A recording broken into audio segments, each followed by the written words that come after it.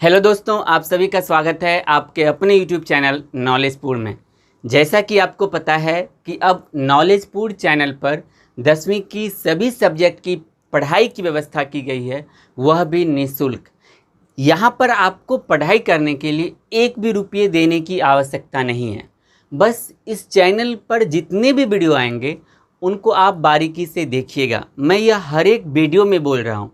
मैं इसलिए बोल रहा हूँ कि अभी लॉकडाउन लगा है पूरे बिहार में, और ना ही कोचिंग खुला हुआ है, ना ही स्कूल खुला हुआ है। तो आप जितने भी वीडियो आएंगे उनको बारीकी से देखिएगा। आप इस प्रकार से देखिएगा कि आप यह सोच के चलिएगा कि हम क्लास में बैठे हुए हैं। जैसे वहाँ पर सर एक टॉपिक को 30 मिनट, 40 मिनट या 45 मिनट का जो एक पीरियड होता है क्लास का, उस पूरे के दौरान एक दो टॉपिक को पढ़ाते हैं। मैं यहाँ पर उसी प्रकार से पढ़ाने का प्रयास कर रहा हूँ। तो आप कभी भी यह सोच कर वीडियो छोड़ के नहीं जाइएगा कि सर यह तो 40 मिनट का वीडियो है, यह सर 35 मिनट का वीडियो है, बड़ा वीडियो है। बड़ा वीडियो इसलिए मैं बना रहा हूँ कि आपका जो सिलेबस, एक बहुत बड़ा सिलेबस है, उनको हम लोग कवर कर पाएँ। क्योंकि लॉकडाउन में आपका ऑलरेडी ये जून चल रहा है, तो यानी 5 महीने समाप्त हो चुके हैं। तो लेकिन इसकी चिंता आपको नहीं करनी है, हम वो पूरा का पूरा कवर कर देंगे। लेकिन आप जैसे ही वीडियो शुरू कीजिएगा तो शुरू से अंत तक देखिएगा। दिमाग में यह रखिएगा कि हम क्लास में बैठे हैं, ठीक है।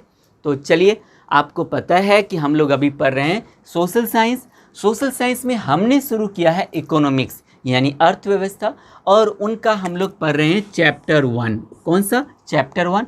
इनके 3 वीडियो ऑलरेडी अपलोड हो चुके हैं यूट्यूब चैनल पर। आप प्लेलिस्ट भी मैंने सबका अलग अलग बना दिया है। आप नॉलेजपुर चैनल सर्च कीजिएगा तो उसके अंदर जैसे जाइएगा तो वहाँ पे आपको लिखा हुआ रहेगा क्लास 10th इकोनॉमिक्स। वहाँ पर क्लिक कीजिएगा, 3 वीडियो आपको मिल जाएंगे। लेकिन मैं उन तीनों वीडियो का लिंक अपने इस चौथे वीडियो के डिस्क्रिप्शन में भी दे दूंगा। अगर आपने नहीं देखा है तो उन तीनों वीडियो को ज़रूर देखिएगा। अगर ये चारों वीडियो अगर आप देख लेते हैं तो 100% मैं लिखित देता हूँ कि आप किसी को भी यह अध्याय समझा दोगे, किसी को भी। तो बस आपको बारीकी से सभी पार्ट को देखना है। तो चलिए शुरू करते हैं। आज के पार्ट में हमें क्या पढ़ना है, अब हम लोग उनको देखते हैं। तो अब छोटा छोटा 2 टॉपिक हमारा बचा है। उनमें से हमारा पहला टॉपिक यह है कि हमारे बिहार के पिछड़ेपन का क्या कारण है। पहला प्रश्न या फिर हम टॉपिक बोलें वह यह है कि बिहार के पिछड़ेपन का क्या कारण है। यानी हमारा बिहार जो इतना पिछड़ा हुआ है, जैसे मैंने कल बताया था मैंने, यानी पार्ट जो हमारा तीसरा था उसमें मैंने आपको समझाया था कि केरल टॉप पे है और हम बिहारवासी नीचे से टॉप पे हैं, एकदम नीचे से, लेकिन पूरे टॉप पे हैं हम लोग भी। तो आखिर क्या कारण है कि बिहार इतना पिछड़ा हुआ है? तो इसका सबसे बड़ा कारण जो है ना, सबसे बड़ा कारण बच्चा क्या है? तो वह है हमारी बढ़ती हुई जनसंख्या। क्या है? बढ़ती हुई जनसंख्या। बढ़ती हुई क्या बच्चा? तो बढ़ती हुई हमारी जनसंख्या। इनको समझिए। अब मान लीजिए हमारे देश में या फिर हमारे राज्य में संसाधन सीमित है, संसाधन पूरा का पूरा सीमित है, और संसाधन को बनने में करोड़ों वर्ष लग जाते हैं, करोड़ों वर्ष। और हमारी आबादी जो है दिन प्रतिदिन बहुत ही स्पीड से बुलेट ट्रेन के जैसे बढ़ रही है बिहार की आबादी। जब संसाधन सीमित है, आबादी बढ़ते जाएगी, तो बताइए संसाधन ज़्यादा समय तक चलेगा कभी? वो तो बहुत जल्द समाप्त हो जाएगा। कम संसाधन है, आबादी, मतलब ऐसे समझ लो आपने चावल मंगाए 250 ग्राम बनाने के लिए और खाने वाले आ गए 20 जन, तो बताइए पेट भरेगा किसी का? नहीं बढ़ेगा।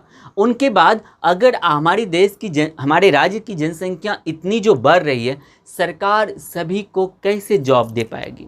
सरकार सभी को रोजगार कैसे दे पाएगी? क्या संभव है सरकार के लिए? बिल्कुल भी संभव नहीं है। सरकार ना ही सभी को अच्छी सुविधाएं दे सकती है, जो जीवन स्तर बेहतर बना सके, सरकार सभी के लिए दे पाए, थोड़ा उनके लिए यह डिफ़िकल्ट टास्क है। तो हमारी जो बिहार जो इतना पिछड़ा हुआ है, इनका सबसे बड़ा कारण यही है, हमारी राज्य की इतनी बड़ी आबादी, इतनी बड़ी, अभी हमारे राज्य की इतनी बड़ी आबादी है कि कम से कम इनसे 10 देश बन सकता है। और विश्व का मान लीजिए अगर टॉप का पॉपुलेशन में अगर 6-7 कंट्री निकाल दीजिएगा ना, तो बिहार मतलब उनके बाद आ जाता है, उनके बाद उस श्रेणी में आ सकता है जो हमारे यहाँ का एक राज्य है।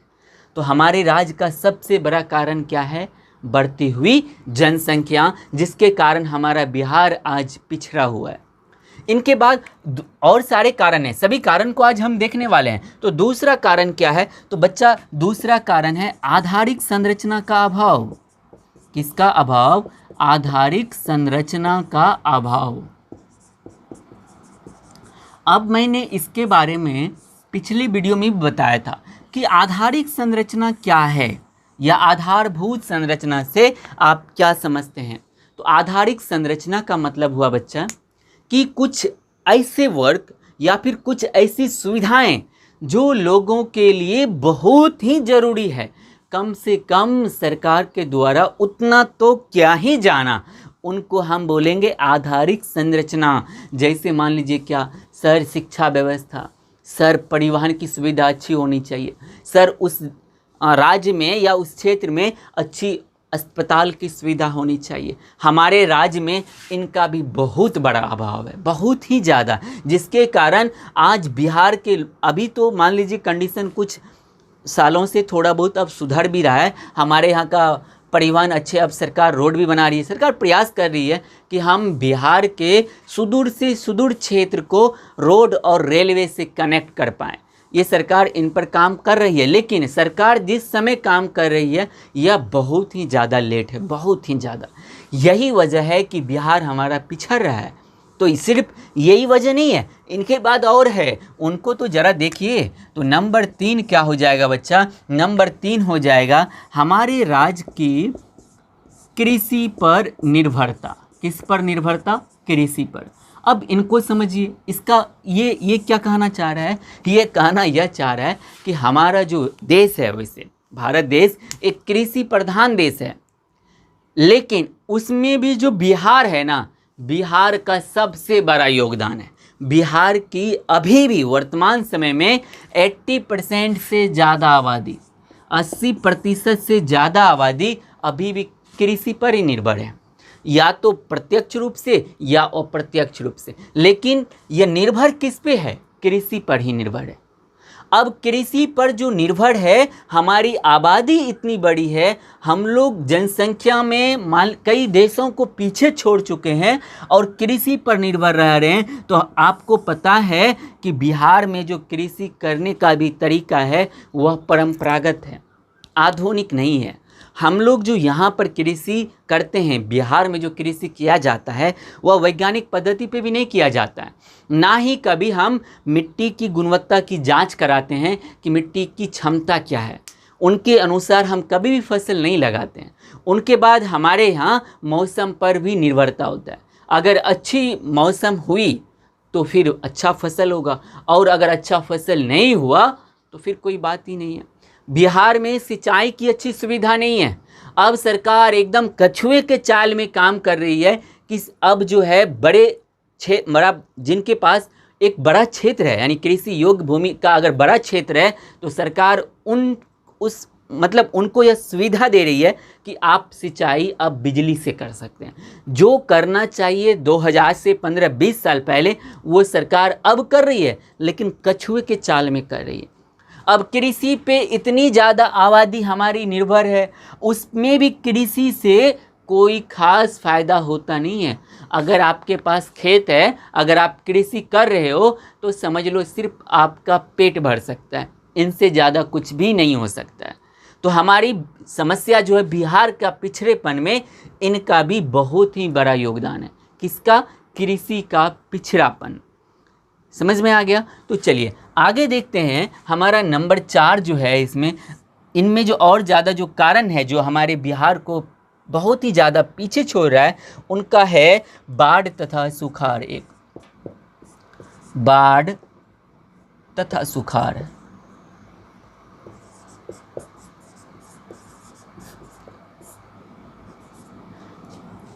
आपने तो वो सुना ही है कि कभी कभी ऐसा होता है कि जो बहुत ही कमज़ोर होता है ना, उन्हीं को परेशान किया जाता है। जो मरे हुए होते हैं उन्हीं को और ज़्यादा, लोग मरने की जो कंडीशन पे होते हैं ना, लोग उनको और ज़्यादा मारने का काम करते हैं। कुछ हालात प्रकृति के द्वारा हमारे बिहार का भी यही बना हुआ है। एक तो हमारे राज्य की आबादी बहुत ज़्यादा, ऊपर से हमारे यहाँ आधारिक संरचना का अभाव, ऊपर से पूरी आबादी का 80% लोग वो कृषि पर निर्भर है। अब कृषि भी अच्छी खासी नहीं होती है और उस पर आ जाते हैं, नमक छिड़कने का काम करता है ये बाढ़ और सुखाड़। अब फसल अच्छी हो रही है, लेकिन आपको पता है कि हमारे बिहार का उत्तर का जितना भी जिला है, ये सब का सब परेशान है। किनसे? बाढ़ से। बाढ़ के कारण हमारे राज्य का लाखों हेक्टेयर भूमि जो है वह क्षतिग्रस्त हो जाता है। और जो हमारा दक्षिण के कुछ जिले हैं वहाँ पर तो सुखाड़ की समस्या हो जाती है। यानी इतनी ज़्यादा उधर टेम्परेचर होती है, इतना ज़्यादा गर्मी पड़ता है कि उधर फसल होने का तो नाम ही नहीं है। तो पहला, जनसंख्या बढ़ती हुई जनसंख्या, आधारिक संरचना का अभाव, कृषि पर निर्भरता और बाढ़ तथा सुखाड़ का नमक लगाने का काम करना। तो मुझे उम्मीद है कि ये चारों आपको समझ में आ गया होगा। तो चलिए इनके बाद देखते हैं। तो इनके बाद क्या है, तो इनके बाद आप समझने का क्या कीजिए, प्रयास कीजिए। नंबर 5 हो जाएगा हमारे यहाँ का औद्योगिक पिछड़ापन। किसका पिछड़ापन? तो औद्योगिक पिछड़ापन। औद्योगिक पिछड़ापन का मतलब क्या है? तो औद्योगिक पिछड़ापन से तात्पर्य है उद्योग से बना है औद्योगिक। उद्योग से क्या बना है? औद्योगिक बना है।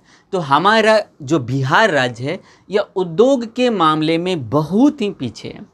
जिस समय तक बिहार के साथ झारखंड मिला हुआ था तो हमारे राज्य में भी उद्योग थे।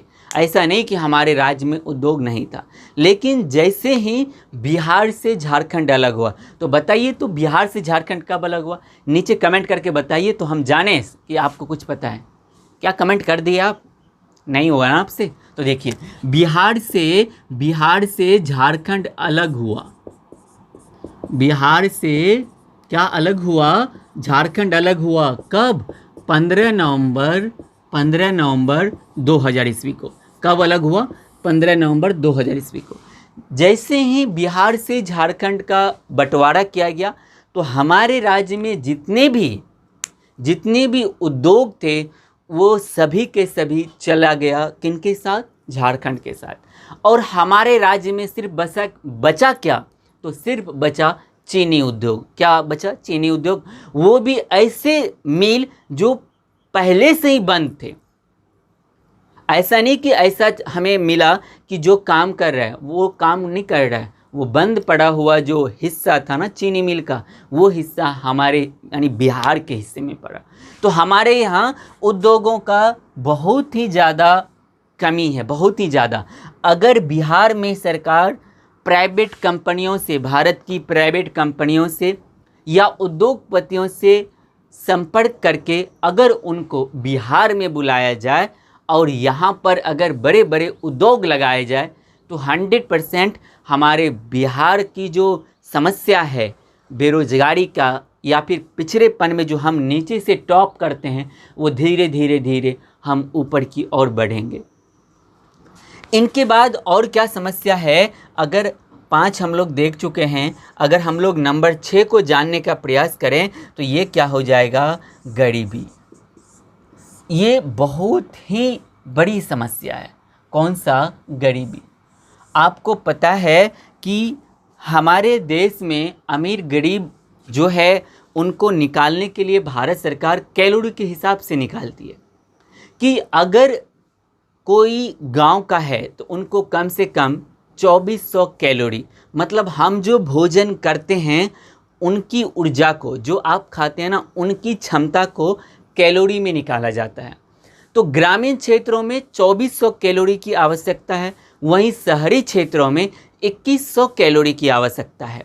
अब मान लीजिए, अब ऐसा हमारे यहाँ का परिस्थिति है हमारे बिहार का कि बहुत सारे ऐसे लोग हैं जिनको उतना नहीं मिल रहा है जितना उनको मिलना चाहिए। मेरे कहने का तात्पर्य है कि हमारे यहाँ जो सरकार के अनुसार जो गाइडलाइन है, कम से कम इतना रुपया तो 328 रुपया मिलना ही चाहिए प्रत्येक महीने, वो भी हमारे बिहार के लोगों को नहीं मिल रहा है। तो सरकार को कहीं ना कहीं गरीबी पर भी ध्यान देना चाहिए। गरीबी भी बहुत बड़ा योगदान देता है बिहार के पिछड़ेपन में। चलिए अब हम आगे देखते हैं हमारा नंबर 7 क्या है। तो नंबर 7 है हमारा यहाँ की खराब विधि व्यवस्था।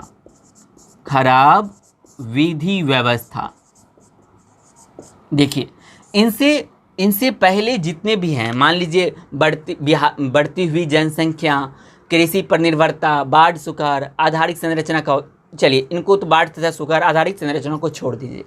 औद्योगिक पिछड़ापन, इनका औद्योगिक पिछड़ापन में कहीं ना कहीं हमारे यहाँ का खराब विधि व्यवस्था भी योगदान दे रहा है। अगर हमारे यहाँ की सरकार, हमारे राज्य की सरकार अगर यह सुनिश्चित कर दे कि अगर कोई भी उद्योगपति आएगा बिहार में उद्योग लगाने, तो उनको 100% सिक्योरिटी दी जाएगी, उनकी सुरक्षा की जाएगी। अगर यह सरकार कह दे तो 100% यहाँ पे उद्योगपति आएंगे। यह एक कड़वा सत्य है कि बिहार में उद्योगपति इसलिए नहीं आते हैं क्योंकि यहाँ पर आज से कुछ साल पहले, और ऐसा नहीं कि समाप्त हो गया, अभी भी यहाँ पर दबंगों का दबदबा है। इसीलिए हमारे बिहार में आप देखेंगे उद्योग नहीं के बराबर है। अगर कोई उद्योगपति आना भी चाहते हैं, उद्योग लगाना भी चाहते हैं, तो यहाँ के दबंग उनसे इतना ज़्यादा डिमांड करते हैं कि वह बिहार को छोड़कर किसी दूसरे राज्य में जाकर अपना प्लांट लगाते हैं। तो सरकार को कहीं ना कहीं इन पर ध्यान देना होगा, यानी खराब विधि व्यवस्था को क्या करना होगा, सुधारना होगा। क्या करना होगा, बिल्कुल ही सुधारना होगा। इनके बाद है हमारा कुशल प्रशासन का अभाव। कुशल प्रशासन का मतलब क्या हो गया कि यहाँ पर जो हमारा सरकार जो है, अगर यह सुनिश्चित करने लगे कि यहाँ पर जो भी व्यक्ति बाहर से काम करने आएंगे, चाहे वो फैक्ट्री में काम कर रहा हो या फिर वो कोई प्लांट का मैनेजर हो, तो उनको एकदम सिक्योरिटी दी जाएगी। ये नहीं कि उनसे किसी ने डिमांड कर दिया कि हमको 5 लाख दीजिए, वो जाके मतलब FIR करवाया और उन पर काम कई सालों तक लटका हुआ है, तो फिर कोई भी हमारे यहाँ नहीं आएगा, आके यहाँ पर बिहार राज्य में प्रॉपर काम करना नहीं चाहेगा। यह जो 8 थी, यह बहुत बड़ा कारण है बिहार के पिछड़ेपन का। मुझे उम्मीद है यह 8 आपको समझ में आ गया होगा। पहला, बढ़ती हुई जनसंख्या, आधारिक संरचना का अभाव, कृषि पर निर्भरता, बाढ़ तथा सुखाड़, औद्योगिक पिछड़ापन, गरीबी, खराब विधि व्यवस्था और कुशल प्रशासन।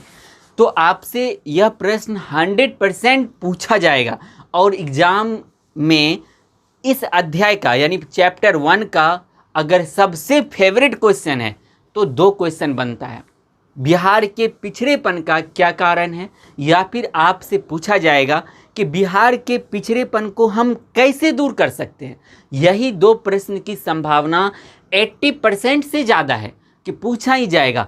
तो आपको उस समय जितना मैंने समझाया वही आपको, आप क्या लिखोगे, बिहार के पिछड़ेपन का निम्नलिखित कारण है। वहाँ पर आप नंबर 1 दोगे, बढ़ती हुई जनसंख्या, इनके बारे में 2 लाइन लिख देना है। आधारिक संरचना का अभाव, 1-2 लाइन इसके बारे में लिख देना है। ऐसे करके अगर आप इन 8 के बारे में लिख दोगे तो 100% आपको फुल का फुल मार्क्स मिलेगा। मुझे उम्मीद है आपको इस वीडियो में जो मैंने बताया आपको समझ में आया होगा। इनके बाद जो हमारा अगला पार्ट आएगा वहाँ पर मैं आपको बताऊंगा कि बिहार के पिछड़ेपन को हम कैसे दूर कर सकते हैं। उनके बाद छोटी छोटी 1-2 टॉपिक और है, फिर हमारा यह अध्याय हो जाएगा पूर्ण रूप से समाप्त। उनके बाद हम लोग देखेंगे क्वेश्चन आंसर, ऑब्जेक्टिव, खाली जगह जो भी होगा हम उसका निपटारा कर देंगे। तो आज के वीडियो में बस इतना ही। हम लोग जाने से पहले एक फिर से मैं आपको बता दूं, सूचना दे दूं कि आपको सामाजिक विज्ञान का हैंड रिटेन नोट्स मिलेगा। आपको क्या मिलेगा? सामाजिक विज्ञान का हैंड रिटेन यानी हाथ से बनाया हुआ आपको नोट्स मिलेगा। तो आपको वो नोट्स मिलेगा कहाँ? तो आप जाइएगा टेलीग्राम पर। कहाँ जाइएगा? टेलीग्राम पर। अगर आपके मोबाइल में नहीं है तो आप डाउनलोड कर लीजिए, और डाउनलोड करने के बाद आप क्या कीजिएगा? सर्च में जाइएगा, वहाँ पे सर्च कीजिएगा नॉलेजपुर। तो हो सकता है वहाँ पे बहुत ज़्यादा आ जाए। आप सर्च करोगे तो मैंने देखा कि वहाँ पे और सारे नॉलेजपुर चैनल के नाम से बना हुआ है, लेकिन जो अपना नॉलेजपुर है उनमें याद रखिएगा दोनों तरफ किताबें बनी हुई है। दोनों तरफ क्या है? किताबें हैं। अगर उनके बाद भी अगर आप नहीं पहुँच पाते हो वहाँ पे, तो मैं अपने टेलीग्राम चैनल का लिंक वीडियो के डिस्क्रिप्शन में भी दे दूंगा, तो आप वहां से जाके देखिएगा, और जैसे ही ये हमारा चैप्टर समाप्त होगा आपको वहां पर नोट्स मिल जाएंगे। मुझे उम्मीद है आपको समझ में आ गया होगा। हम लोग मिलेंगे अगली वीडियो में। तब तक के लिए जितने भी वीडियो आए हैं इस चैनल पर उनको देखते रहिए। जय हिंद, जय भारत।